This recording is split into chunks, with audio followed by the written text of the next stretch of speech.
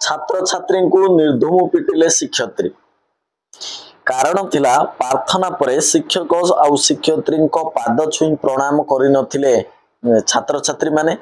सेतिपई से कौन करथिले ना गोटे बेत फालिया रे से जने शिक्षयित्री जे कि गोटे बेत फालिया रे से पिला मानन को निर्धूम पिटिथिले आपण चाहिथिले से पिला मानन को आपण भल कथारे बुझाई पारिथांते